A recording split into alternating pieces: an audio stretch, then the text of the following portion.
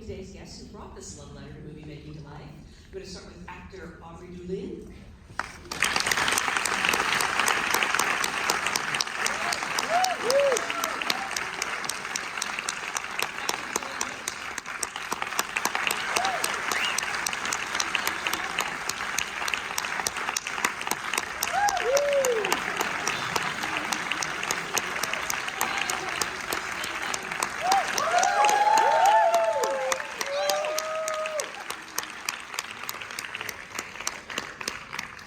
Thank you all so much for being here. Congratulations on a great film. Thank you guys for being here. Yeah, absolutely.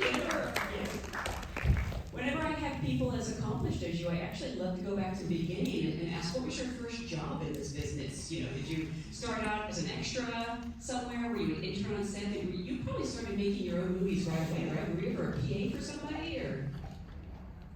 No, I never once worked on another film. I never had a job in the industry. Just went right into it. Well, I was kind of on my own. I was living in Texas, and I just kind of started making films there.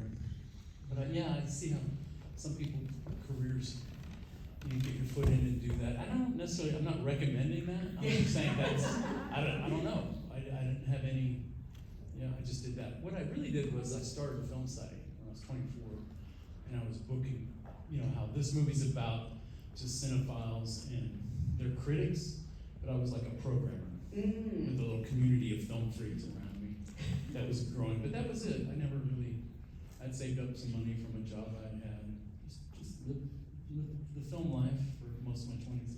It was fun. Surprising to me you were never a PA or anything like that, because you're regarded as one of the nicest guys in this business. I figured you must have started out at the bottom and worked your way up. I mean, I was the bottom, trust me. It was about as far away as the bottom as you could get, but I was just in my own world. Yeah. As opposed to now, where you're in your own world making movies in Texas. Yeah. But I'm not complaining, but yeah. No. So I've been really, I guess I was lucky. Yeah. Aubrey, for you, what was sort of your first job as an actor? This is my first It job. is.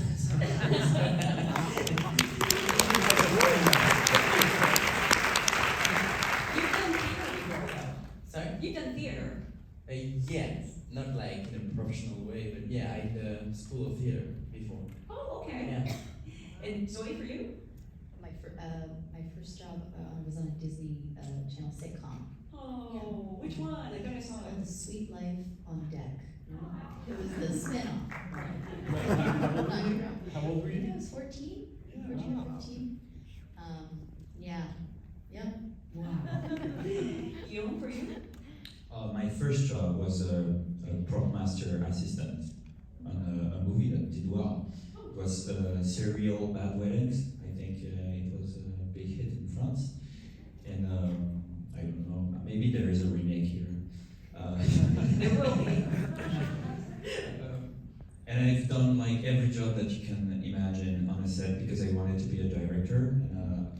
And the opposite as Richard, I did it all because I wanted to be able to talk to every people that was working with me. And the last job I was the most scared to do was acting. Yeah. It took me 10 years to go into that, and then I did 2 years of acting school, and after that there was COVID and stuff, and I put out there my pictures and resume and video, presentation video, and I got an email from the casting director of this movie, Stéphane Vertu, that offered me to audition for Richard Linklater playing Jean-Luc Godard, making Breathless. I thought it was a scam. I mean, I'm still not convinced, just for the record. Yeah. So, was that your first audition ever? I don't think so. No, I had maybe 2 or 3 auditions, but this was the first audition for a speaking character that has text written for the character. Your friends that made a bunch of shorts. You came in, you knew filmmaking. I don't know, that's one thing that impressed me about Guillaume. He kind of had a sense of the set, he knew all the jobs, and he had this authority to him. So he carried himself in a certain way that I thought was kind of good over him. I mean, did you ever imagine your first job as an actor would be playing Jean-Luc Godard? in the lead role of a Richard Linklater movie? No, this is when I thought it was a scam. Back in that time, I was just an extra on movies. The best I did was I got one line, and I got to go by train to another city, Bordeaux, in France, back and forth. I paid for a burger there, and then I got my money, and it was less than what I paid for a train. And on top of that, the line I said was, Lieutenant Guérin, nous sommes prêts. And I had to bring 2 police officers to the morgue to check some bodies. And their hair were sharp, like on the lens, but I was blurry. I don't know how they managed to do that, but they did. So when I watched Welcome it, to the film, yeah. Aubry, this is also your first job in front of a camera, I believe. What was your audition story like? Did you also send in a tape? No, I saw a Facebook post of the cast director. This really does sound like a scam. We started casting once before. We were casting a big net for people who might look like our guys and be good actors. Sorry, go on. Like at this time, I was like on whole group of Facebook with like casting, and I saw this one. I was like, why not? Back at the time, an old guy told me when I was 16, like, oh, you look like Belmondo. So thanks to this guy, I'm here now. So thank you to him. Careful, he's going to come for 20%. Thank you too much. Now, Zoey, you have an unusual case in that you guys have been talking about this for years. Yeah, I mean, I want to back up for 1 second. You guys are both so remarkable in the movie, obviously, and it's shocking that it's your first film for so many different reasons, but being on set, I was so confused, because it was like you had been both doing it for 15 years. Like, all the stuff that is around the actual job of acting is so, what's the word, complicated, as you guys know, and it takes time and experience to settle into it, and you guys you were so locked in, and you were such a great leader for everybody. You know, people love to talk about the number 1 on the call sheet thing and what that means and setting the tone and everything, but you brought everyone together, and you set a really beautiful tone, and it was so impressive. So I just want to say that it's still shocking to me that it was your first movie. thank you. No, really. Zoe was very young because she was flying in from the U.S., American actor, you know, with a career and everything. And it's a bunch of young, largely unknown French actors with this American star, you know, coming in. But it was so different, her relation with the cast, and certainly the director, since we had worked together. But Zoe was so, you know, just such a great part of the team. There was no friction. I was just so proud of the way everyone just jumped in and worked together as a team. Yeah, she was our guide for this first experience to understand what the job was, and for that I just have to say thank you, because you really became a friend in the beginning of rehearsals, and I think this movie would have not been what it is if you were not here. So thank you. I didn't answer your question, sorry. Rick, I'm so lucky that it actually all happened, but about 11 years ago, when we were working on Everybody Wants Some, he told me he was making a movie about the making of Breathless, and that maybe I looked a little like Jean Seberg. And now 11 years later, we're here, and I said a little more than that. I said, you look like I said, I want you to play.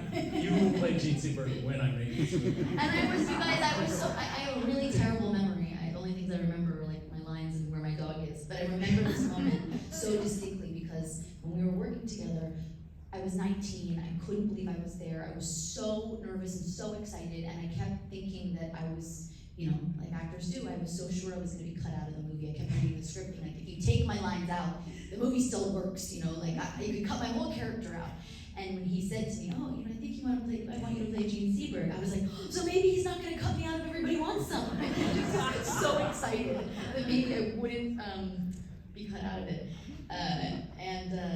And Rick is, like you said, one of the nicest people in Hollywood and very true to his word. And there were opportunities for That me would to have be been a great replaced for this. scene. Well, I got good news and bad. Yeah. That was, I'm cutting out of this movie.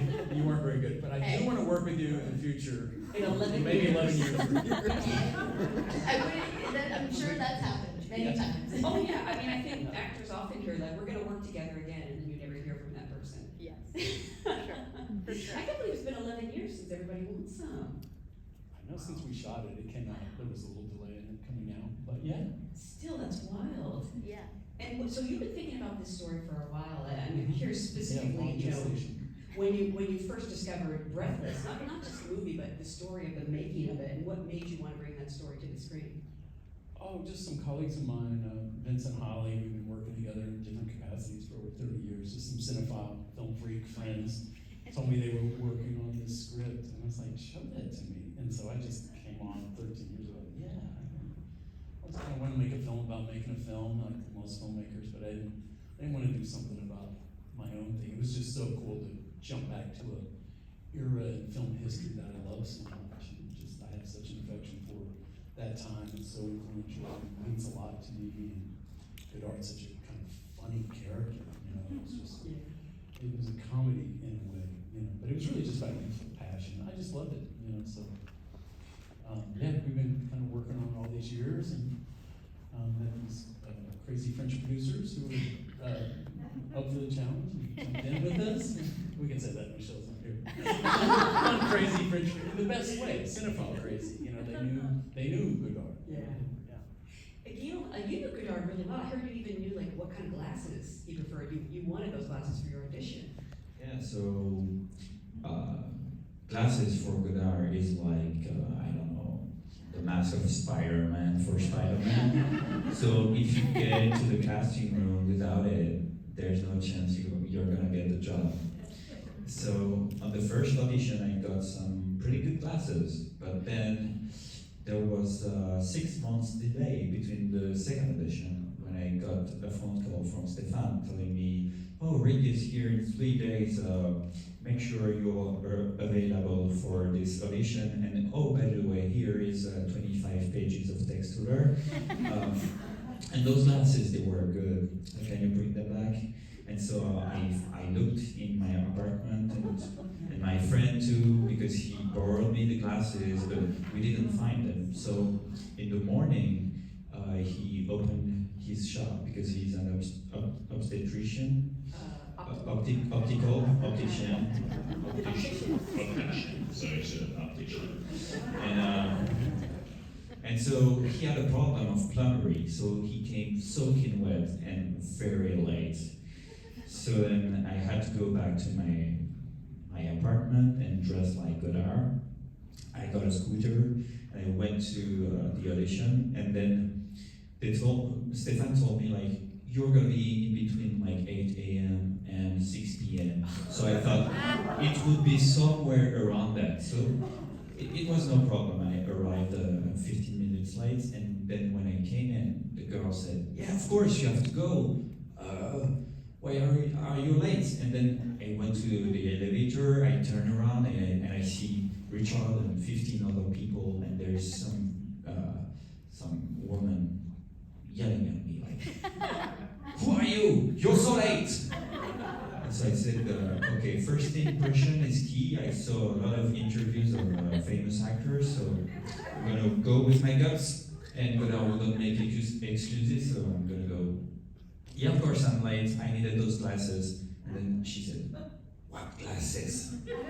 Then I explained the story and they started laughing. And I realized after 8 hours of casting, playing with 10 different actors, the same woman came to me and said, okay, so we talked a little together, and we think it's a good idea for you to get the script and get the script home. So here's the script, and I told her, are you sure you're allowed to do this? Because it seems pretty crazy. Guess who it was? It was the producer, the crazy producer. So she said, if someone is able to do that, I think it's me, I'm the producer, so take the script and go home. And then 2 weeks later, I got a phone call from Stefan, and he said, okay, so they finally chose, it's gonna be you. And I had read the script in between, and Godard was was on every page. And I was almost about to say like, are you really sure you want me? Because it sounds like a big job, you know, and I'm just an extra, but I just shut up, you know. And we did the movie.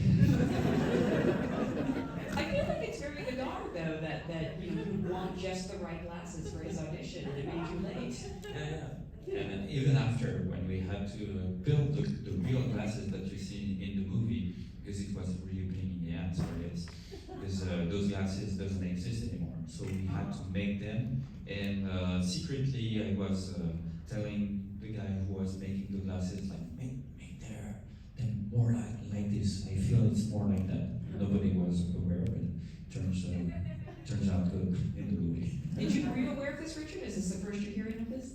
The glasses stuff? No, I was hearing little bits and pieces. No, Yeah, no, it's all about the glasses. Let me ask them to change it for you.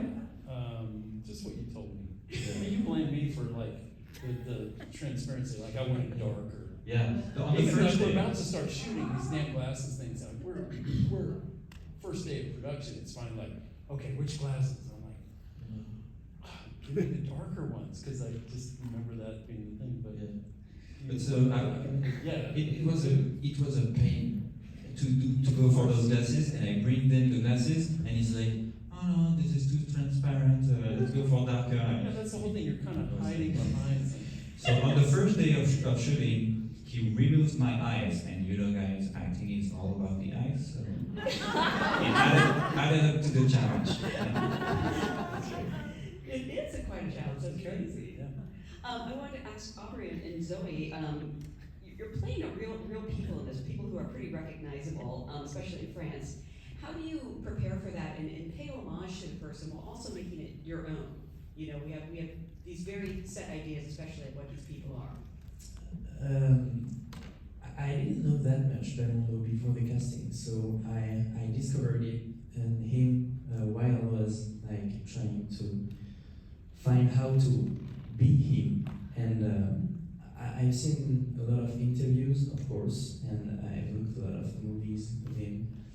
And then I tried to find a way to put a little of myself in Belmondo. And I think I found the bridge between him and me like one day before the first day of shooting. So it was kind of scary, but What helped you finally find it? Sorry? What helped you finally find it? I did something with my mouth. I don't know why, but like it was just like speaking with my mouth always open, and it helped me. Yeah, the cigarettes too. Yeah, and I also think that I did the gym a lot, and I was gonna say all that boxing training. yeah, the boxing training helped me a lot with my body, like because Belmondo was so smooth and it was like always relaxed, and I wasn't that relaxed. so with my coach we tried to find how Belmondo was boxing at the time, and it helped me to just walk as Belmondo, to think. And Zoey, for you, there's so much that we know about Jean Seberg, but you can't, obviously play the ending of her story. This is a very specific time in her life. I'm sort of curious what you learned about her that even if we didn't see it overtly on screen, really informed you about the role. Well, the thing that was the most, honestly, the most intimidating, it's glasses, see you later, was that I don't speak French. I didn't speak French. I had to learn French for this film, and that was very intimidating. No, I was very intimidated by them, but what I didn't know is she too was learning French while making Breathless. So there was a great, it felt like it was very helpful, because when I watched Breathless, there's like a mysterious quality to her almost, and when I was on set and I was scared or that I was mispronouncing things or not hearing something right, and I would put kind of a little bit of this wall up so that I didn't get found out, that I didn't know exactly what was going on, and I felt sort of like I felt a little connected there in that way, and the language barrier of it all actually just was really helpful. And I'm trying to think if there's anything I learned well, obviously, the hair is a big thing for Jean. It's very iconic, and that hair is as a result of, she did a movie called St. Joan. She did Joan of Arc. And this was just the awkward grow out. That's right. It wasn't intentional, like, oh, iconic things. You're like, I'm gonna be iconic. She was just growing out her hair from St. Joan, and it became, you know, what it became. So that was interesting. I didn't know that. But Rick was really, really wonderful in reminding us that we're doing interpretations, not impressions. And what's cool, right, is when when you're developing and creating a character that's not real, not a real person. It's you're starting from scratch, right? You're building memories and favorite colors and ways that they make their eggs and whatever. You're building all that stuff that you like to do as an actor. And when you're playing a real person, so many of those pieces of the puzzle are already there for you. It's just filling them in and answering questions for yourself too. Like you said, bringing yourself to it and yeah. Richard, did you learn French? No. I was too busy making a film. They were all disappointed. You will have it by the end. I'm like, I will not. You are making a film about, Nouvelle Vague, in the style of Nouvelle Vague. It's very playful and fun. And you also have these amazing sets and costumes. And I'm wondering, like, how immersive that atmosphere was and how much that helped you as actors. Completely immersive. I mean, we had the whole cast and crew. It was like a huge historical research recreation project, to get 1959 and all the characters, every detail just right. It was really fun. Everybody was all in. It was a blast. It was so the opposite of how they shot. They could just show up and shoot, Yeah. And we're like, we wanted to feel like we just show up and shoot, but we had to create everything. They didn't have an art department. They didn't have a sound department. They didn't have locations. They didn't have transport. They didn't have anything. We had all that and visual effects, which they couldn't have imagined. So yeah, it was a big construct on our part, but I just still wanted to have that kind of breezy feel of a film made in 1959 that looked and felt like that. So. I mean, was it fun to make? Because I know it's a lot of pressure, but also it sounds like it's a blast. It was so fun. It was like beyond the fantasy version of what, it can't even, it was crazy. It was like a dream. It was. Yeah, I felt like I was just in this kind of cinematic dreamscape for all those months of final prep and shooting. I still feel that way about the movie. It was really magical. It was like recreating this world of all your heroes and then kind of back to life in front of us. And the cast was everybody was all in. Everybody just really bonded. I don't know, it was great. For the two of you, It's because fun. it's not always like this, but Yeah, I think also the method of Richard, by doing a lot of rehearsal before the movie, helped a lot because we had done the work, and so we could just try to have fun during the scenes to make this feeling of spontaneity and living the moment. And I think also that helped us bound together, us three and with the rest of the cast, and make really this movie feel like a summer camp. Yeah, it's kind of like all that spontaneity and improv thing. We're gonna fake all that really, really well. That's our before we go, we probably have so many actors here, and you do have such a gift with all kinds of different actors. I'm curious, is there anything you would want people to know if they're lucky enough to audition with you or meet you? Is there something that you would want them to know coming into that room, virtual or in real life? Good luck. I hope you're right for the part. I can tell you one thing. Yes, please. So Richard, the 8-hour casting day I did, every end of a take of a scene, Stefan, the casting director, would turn to him and ask him what do you think? Do you want them to make something different? And the only feedback we got was, all right. So if you ever if you ever get to audition for Richard, if he gives you all right, that doesn't mean anything. Don't just go crazy. In the first movie, exactly. I didn't know. For casting to me is largely love at first sight. Like I knew when you guys walked in the room, like, God, that's you know, it's kind of that. And I'm just looking for confirmation of my bias already that I think you're right. So, you know, no, I don't. That's largely. There were certain characters that were more difficult to find, usually for physical reasons, like Godard, bigger guys, all these great actors. They're just not like we need someone who's a little taller than everybody else. So there's technical things like that. But yeah, it was wonderful. So many great young actors. I do think I should pick up. We're on your side. Well, before we go, I want to remind everyone this movie is currently playing in theaters. Please spread the word. It will be on Netflix on November 14th.